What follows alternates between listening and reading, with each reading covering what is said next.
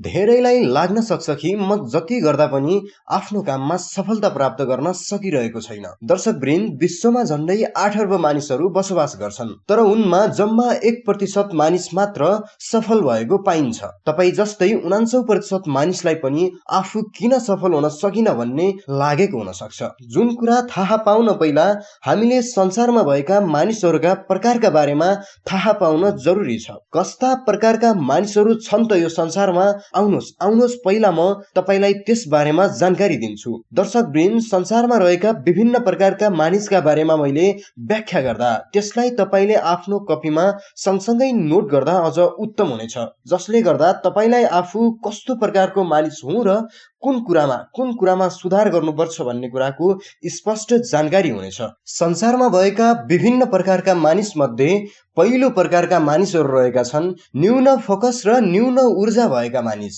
मानिसको जीवनमा लक्ष्य आवश्यक छ र उक्त लक्ष्य स्पष्ट हुनुपर्छ। लक्ष्य प्राप्तिका लागि फोकस हुनुपर्छ। स्पष्ट लक्ष्य नहुने र स्पष्ट फोकस नहुने मानिस असफल हुन्छन्। त्यस्ता मानिसहरू न्यून फोकस र न्यून ऊर्जा भएका मानिसमा पर्ने गर्दछन्। दोस्रो प्रकारका मानिसमा रहेका छन् कम फोकस र उच्च ऊर्जा भएका मानिस।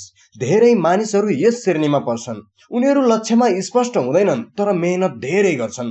लक्ष्य बिनाको मेहनतको कुनै अर्थ हुँदैन, कुनै मूल्य हुँदैन। तेस्रो प्रकारका मानिसमा रहेका छन् उच्च फोकस र न्यून ऊर्जा भएका मानिस। यस प्रकारका मानिसहरू कुनै पनि कामलाई सोच्न सक्छन्, योजना बनाउन सक्छन्, तर योजनालाई कार्यान्वयन गर्दैनन्। सधैँ भोलि भोलि भन्दै परपर सार्ने गर्छन्। संसारमा रहेका चौथो प्रकारका मानिसमा उच्च फोकस र उच्च ऊर्जा भएका मानिस पर्ने गर्दछन्। केवल 10% मानिसहरू यो श्रेणीमा छन्। यो श्रेणीमा भएका मानिसहरूमा सही लक्ष्य हुन्छ, केही गरौँ भन्ने एक जुनून पनि हुन्छ।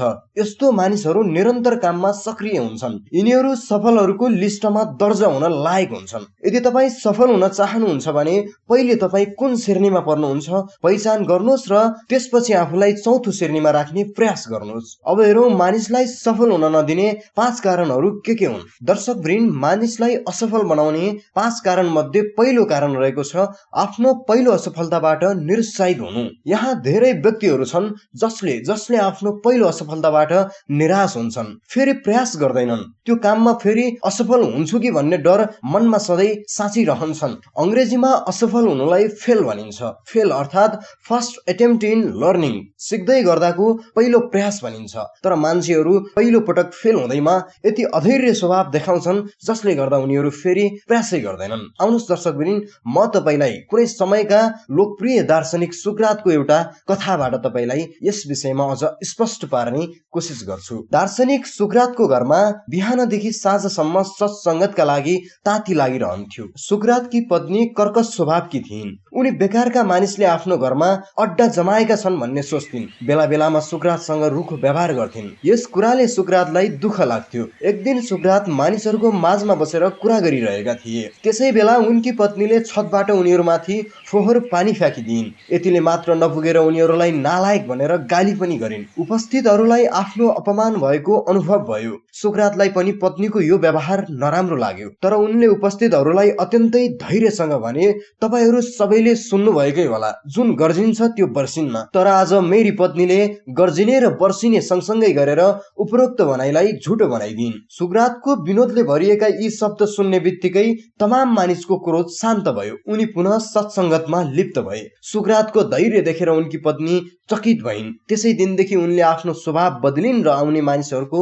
सत्कार गर्न थालिन्। दर्शकवृन्द, यो कथाको सार के हो भने कुनै पनि परिस्थितिमा हामीले आफ्नो धैर्यतालाई गुमाउनु हुँदैन। समय सधैँ एकनासको हुँदैन, तर तपाईलाई सफल बनाउनलाई पनि, तपाईलाई प्रगतिको उच्च शिखर चुमाउनलाई पनि तपाईको सही समय पर्खेर बसेको हुन्छ। केवल त्यो समय आउने बेलासम्म हामीले स्थिर भएर आफ्नो सफल हुने इच्छा शक्तिलाई धैर्यताको कसीमा राखेर मेहनत गर्नुपर्ने हुन्छ। मान्छे असफल हुनुको दोस्रो कारणमा कामलाई बिचैमा स्थगित गर्नु रहेको छ। कोही मानिस यस्ता हुन्छन् जो कुनै कामको बारेमा योजना बनाउँछन्, केही समय काम पनि गर्छन्, असफल हुने डरले त्यो कामलाई बिचैमा छोडिदिन्छन्। आफ्नो योजनाको बारेमा 2-4 वटा नेगेटिभ कुरा गर्ने साथीहरूको, आफन्तहरूको, परिवारको कुरा सुनेर त्यो कामलाई बिचैमा स्थगित गरिदिन्छन्। सफलताको बिन्दु धेरै टाढा हुँदैन, तर 2-4 वटा नेगेटिभ नेगेटिभ विचारको कारणले उनीहरूले आफ्नो योजनालाई बिचैमा छोडिदिन्छन् र उनीहरूले सफलता पाउँदैनन्। सफलता पाउनलाई त हरेक काम समयमै गर्नुपर्छ, बनाएको योजनालाई कार्यान्वयन गरेर लक्ष्यसम्म पुग्ने साहस गर्नुपर्दछ, हिम्मत गर्नुपर्दछ। दर्शकवृन्द, मान्छे असफल हुनुको तेस्रो कारणमा आफ्नो कम्फर्ट जोनबाट बाहिर नजानु अर्थात् रिस्क लिने, जोखिम उठाउने प्रयास नगर्नु पनि मुख्य कारण हो। मानिसलाई लाग्छ म यो गर्छु, म त्यो गर्नेछु, तर तिनीहरूले केही गर्दैनन्। तिनीहरूले आफ्नो कम्फर्ट जोनमा बस्छन्, रमाइलो गर्छन्, रिस्क मोल्न चाहँदैनन्। दर्शकवृन्द, ती मान्छेका वरिपरिका मान्छेहरूले पनि उलाई कम्फर्ट जोनमै बसेर मेहनत गर्ने सल्लाह दिन्छन्। खुरुखुरु स्कुल जाऊ, लुरु लुरु पढ, सानोतिनो जागिर खाऊ, बिहे गर, बालबच्चा पाऊ, बस। तर ठुलो सफलता प्राप्त गर्नलाई ठुलो रिस्क मोल्ने पनि आँट गर्नु पर्दछ। एक दिन अँध्यारो बाटो हुँदै एकजना व्यक्ति पहाडको बाटो हिँडिरहेको थियो। त्यतिकैमा उसको खुट्टा चिप्लियो र लड्यो। अँध्यारोले केही देखिरहेको थिएन। उसले एउटा झाडी भेट्यो र त्यसलाई जोडसँग समात्यो। तल अँध्यारो र ठुलो खाल्डो थियो। हात छुट्ने बित्तिकै ऊ मर्थ्यो, त्यसैले झाडीलाई बलियोसँग समातिरह्यो। जाडोको रात, त्यसमाथि पुरै अँध्यारो, तल भयंकर भिर, खस्यो भने हड्डी पुरै भाँचिनेछ, जीवन समाप्त हुनेछ, अस्तित्व मेटिनेछ। त्यसैले उसले समातिरह्यो। कति बेरसम्म समाति राख्ने, हात दुख्न थाल्यो, कठ्याङ्ग्रिन थाल्यो, चिसोका कारण जड हुन थाल्यो।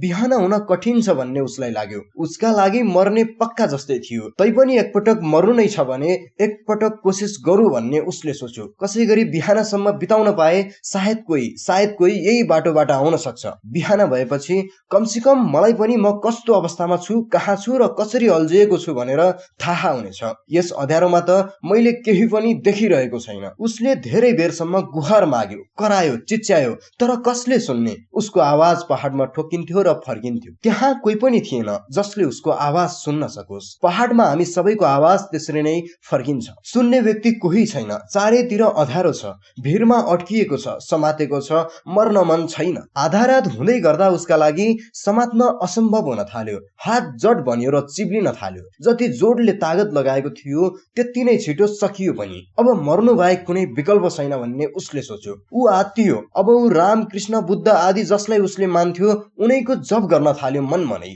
जब मृत्युको नजिकै थियो भन्न थाल्यो, बचाऊ बचाऊ हे चतुर्भुज भगवान, मलाई सहारा देऊ। भयंकर अँध्यारोमा कसले सुनोस् उसको आवाज। अन्तिममा उसको हात छुट्यो। हात छुट्ने बित्तिकै उसले अब मरे भन्ने सम्झ्यो, तर ऊ मरेन, बरु अचम्म पर्यो। हात छुट्ने बित्तिकै उसले आफूलाई भुइँमा उभिएको पायो। त्यहाँ कुनै खाल्डो छँदै थिएन। अँध्यारोका कारण खाल्डो जस्तै देखिरहेको थियो। हो यस्तै धेरै मानिसहरू जोखिम उठाउनु भन्दा बढी भरममा बाँचिरहेका छन्। लोकसेवा पढ्नु पर्यो, पास भइएन भने, फेल भइयो भने पैसा मात्रै खेर जान्छ। कुनै एक्जाम दिनु पर्यो, कुनै ट्रेनिङ क्लास लिनु पर्यो, सफल भइएन भने, सिकिएन भने पैसा र समय मात्रै खेर जान्छ। हो यस्तै भरमको कारणले मान्छेहरू आफ्नो कम्फर्ट जोनमा बसिरहन्छन् र परम्परागत रूपमा चल्दै आएको रीतिथिति भन्दै त्यही कुरालाई अँगालेर बसिरहन्छन्। नयाँ टेक्नोलोजीको प्रयोग गर्ने, नयाँ खोज र अनुसन्धान गर्ने कोसिस उनीहरूले गर्दै गर्दैनन् र त उनीहरू कम्फर्ट जोनमा बस्नुको कारणले ठुलो सफलता प्राप्त गर्नबाट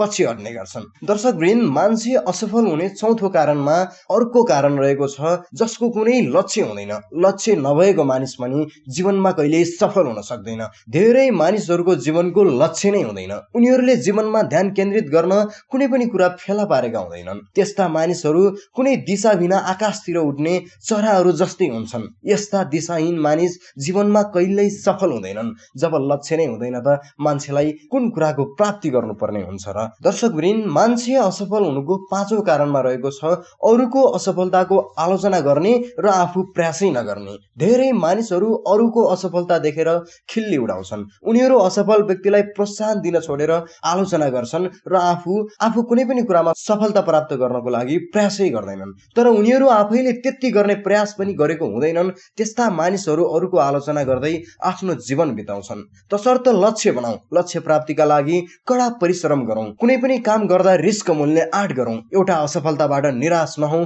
कामलाई स्थगित नगरौँ, अरूको आलोचना गर्न छोडेर आफ्नो काममा केन्द्रित हौँ। दर्शकवृन्द, तपाईलाई आजको हाम्रो भिडियो कस्तो लाग्यो? कृपया जस्तो लाग्यो त्यस्तै सल्लाह सुझाव र प्रतिक्रिया दिन नभुल्नुहोला। भोलि फेरि यस्तै प्रेरणादायी भिडियो सन्देश लिएर उपस्थित हुने नै छौँ। त्यतिन्जेलसम्मलाई बिदा दिनुहोस्। नमस्कार।